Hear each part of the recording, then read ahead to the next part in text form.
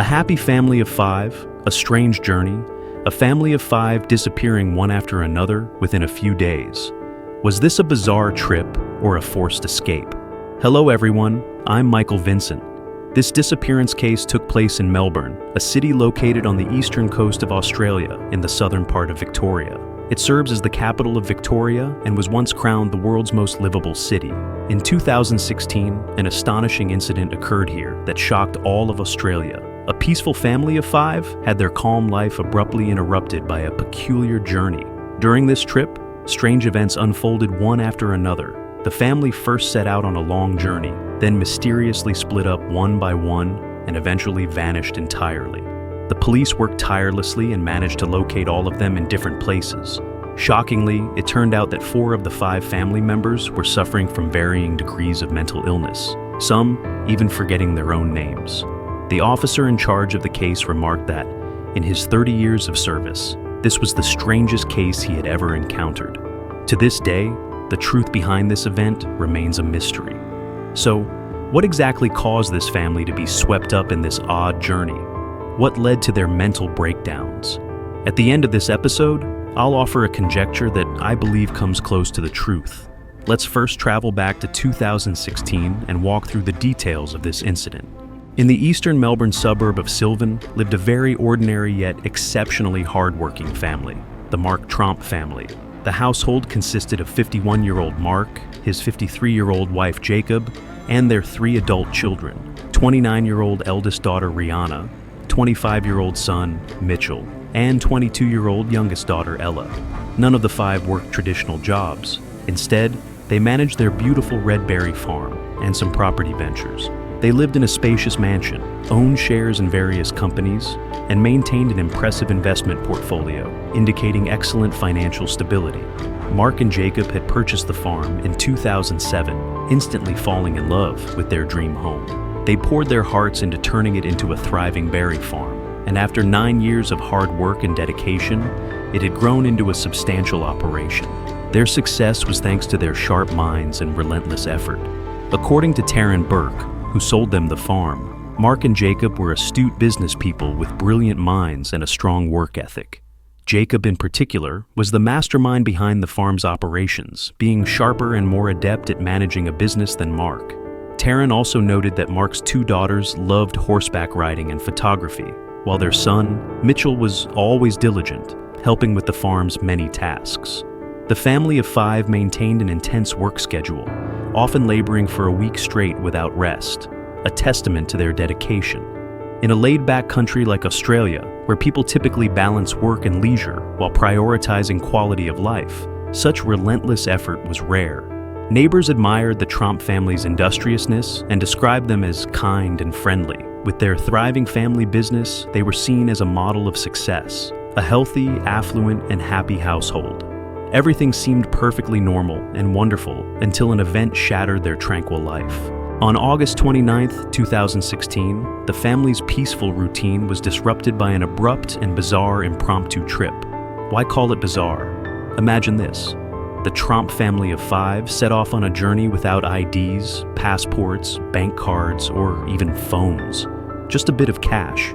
Anyone would find that odd. For a typical trip, especially to a distant destination like New South Wales, you'd need identification and a phone for hotel check-ins and staying connected. Yet, they left everything behind, almost as if they deliberately wanted to be unreachable or untraceable. Rather than a strange trip, it felt more like an escape.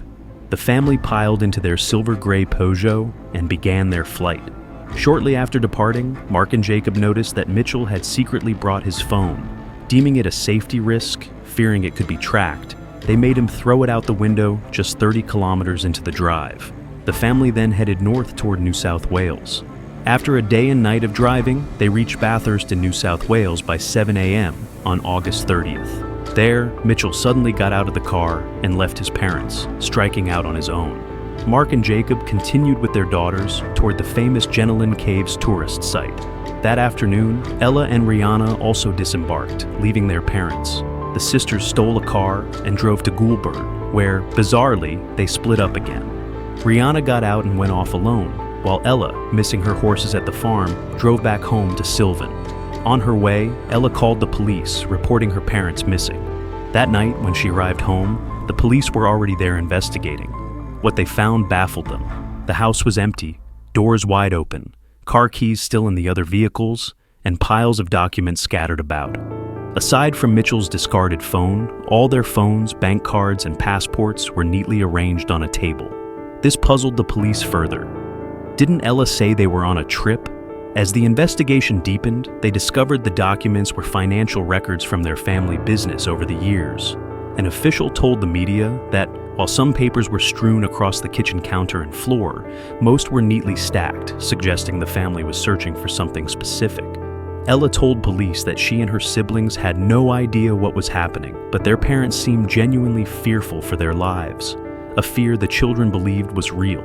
They had even suggested fleeing abroad with passports, but their parents forbade bringing phones, cards, or IDs, insisting such items could be tracked. They believed only places beyond technology's reach were safe. Yet, there were no signs of an intruder at the house. So, what drove this family to flee like this? The police were already stumped, and what happened next made the case even more bewildering. On August 30th, 2016, in Goulburn, Rihanna, after parting ways with Ella, climbed into the trunk of a truck. Nearly an hour later, the driver discovered her in a dazed state. She didn't know why she was there, or even her own name. The driver called the police, and Rihanna was taken to Goulburn Hospital for psychiatric treatment. Due to her mental health issues, she was spared charges for stealing the vehicle. Ella, however, wasn't so fortunate and faced charges for car theft. On the morning of August 31st, Mitchell returned home. After leaving his parents' car, he had gone to Sydney, then took an overnight train back to Sylvan, arriving safely that morning. That afternoon, police searched the Jennelin Caves area for Mark and Jacob, but found no trace. By then, all three children had been accounted for, leaving only Mark and Jacob missing. The police issued a missing persons alert, and the media began covering this mysterious escape. At midnight on September 1st, police received a tip. The silver gray car Mark had been driving was spotted in Wangaratta, northeast Victoria. A couple walking the streets noticed a car tailing them, and fearing danger, called the police. When officers arrived, the car stopped and a man bolted out, leaving the keys in the ignition, and ran into a nearby park. Despite a lengthy search with police dogs, no trace was found. Based on the car and the man's build, it was likely Mark, still hyper-vigilant and unwilling to be caught. That night, a clue about Jacob emerged. She was found in Yass, over 300 kilometers from Wangaratta, trying to book a motel room without ID. The motel owner noticed her erratic behavior and took her to Yass Hospital. Doctors identified her from the police alert and notified authorities. Jacob told police she had separated from Mark the previous day and traveled alone by public transport to Yass, though she couldn't explain why. Her mental state was deteriorating. Medical checks confirmed she was on the brink of a breakdown, possibly from shock, and exhibited paranoia. She was transferred to Goulburn Hospital for treatment, joining her daughter Rihanna. Police deduced that Mark had stayed in Wangaratta after parting with Jacob. He remained the only one unaccounted for. Reports of break-ins in Wangaratta led police to suspect Mark, still evading capture out of fear. On September 3rd at 6 p.m., as his children worried for his safety, a breakthrough came. A passerby spotted Mark walking on Greta Road in suburban Wangaratta and alerted police. They successfully brought him in. When found, Mark was highly tense. At last, all 5 family members behind this runaway journey were located. Remarkably, only Mitchell remained lucid. The other 4 had varying mental issues. Logically, with everyone found and no serious crimes committed, an explanation should have clarified things. But no one could provide one. On September 5th, 2016, Mark was charged with vehicle theft and possessing proceeds of crime, but the charges were dropped under mental health provisions. In 2017, police confirmed all charges against him were withdrawn.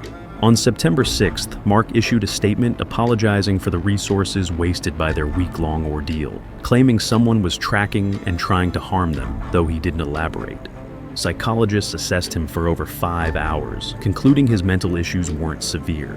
He left the station with his brother to recover at home. Oddly, as they drove off, Mark flipped off the media, a rude gesture he later apologized for. Police questioned Mitchell, the most coherent of the family. In a media interview, he said, I can't explain what happened. I've never seen anything like this. It's hard to make sense of. My parents were worried their lives were in danger, so we fled. We'd never seen them act this way, but we believed their fear was real. He added, I can see everyone's struggles, but I just want us to reunite and move forward. Thanks to the media, police, family, and friends for their support. His words sparked curiosity about what drove the family into such panic. Mark had mentioned being pursued, but police found no evidence of intruders at their farm or signs of surveillance. The Tromps were hardworking, friendly, and had no enemies or vendettas. Financial ruin seemed unlikely. Their records showed a thriving business with no debts or losses. Their social circle was simple, mostly farm-focused, with no drug issues. So, what triggered this escape? As media coverage exploded, the nation speculated about the truth. I have my own theories. First, poisoning causing mental instability. Their large farm used fertilizers and pesticides, and with everyone working intensely, exposure was constant. Some suspected water contamination from these chemicals, unique to their farm's hundreds of acres. Long-term toxin buildup could have affected their minds, erupting into Mark and Jacob's extreme behavior. As the longest workers, they'd have higher exposure and weaker resistance due to age, making them the first to break. Police tested the farm's soil, fertilizers, and pesticides, all standard and toxin-free, disproving this theory despite its plausibility. Second, mental illness. Perhaps they suffered from folie à deux, a shared delusional disorder where one person's psychosis spreads to close relations, like family. Mark, as the inducer, could have passed it to his kin under their isolated, high-pressure farm life. This could explain their bizarre actions, but tests showed only Rihanna and Jacob had severe issues.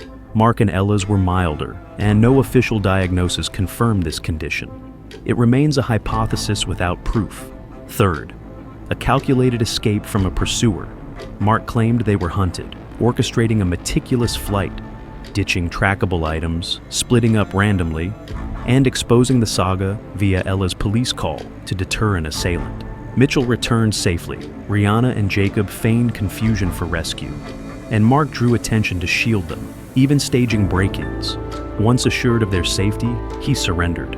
His minimal mental issues and middle finger gesture, perhaps a taunt to the unseen enemy, suggest he was a cunning planner, not a victim. Yet, who was chasing them? Police found no evidence, leaving this intriguing but unproven. Over 3 years later, the Tromps live happily on their farm. Rihanna and Jacob recovered quickly, sharing joyful photos online. Despite Mark's tension during the ordeal, his children stood by him, longing for reunion over unraveling the past.